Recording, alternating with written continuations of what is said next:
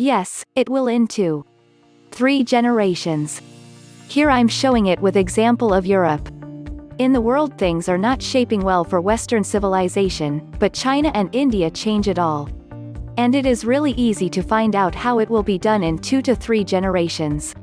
And it is really easy to find out why so many politicians are ignoring it. It's pure economy and geopolitics. But first a disclaimer. I am not an Islamophobe. I'm not far right-winger. And I'm not a Christian fighter. I learned Fusha, classical Arabic, so the language of Islam holy texts, for a couple of years, and I love their culture and history. But their history is a continuous Christian civilization bloodbath, because from civilization battle only one can come out standing. For Muslims their tradition and culture is Islam. So what European establishment requires of them is to abandon all the things that constitute their identity, and surrender it to supposedly non-Judeo-Christian law despite the obvious conflicts coming from religion. For instance, marriage with more than one woman is a crime of polygamy. Is it?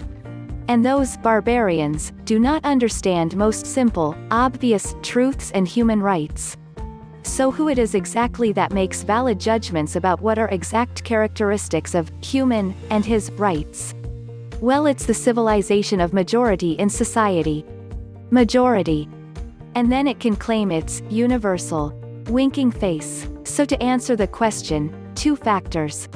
Fertility rates, genius, leftists' policies, feminism, multiculti, gender equality, Greens that are against having children. For those who don't know, the minimum fertility rate to sustain population and civilization of course is 2.0 children per woman.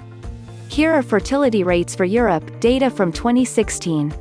Couple of months ago EU published fertility rate for 2018 for EU. It's 1.49. So it already dropped a lot, but at the same time we have witnessed increased Muslim immigration since then.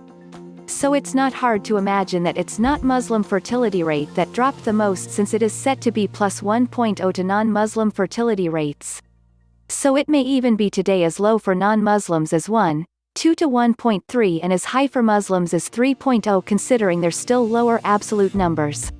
Other point that we need to take into account is that our non-Muslim societies are getting old, so not only the fertility rate factor must be taken seriously but the death rate as well. Muslim population is much younger and they have their children earlier in life. So the argument of still lower absolute numbers of Muslims isn't working for Western civilization. Time works against us, because we will be dead sooner cause we're older.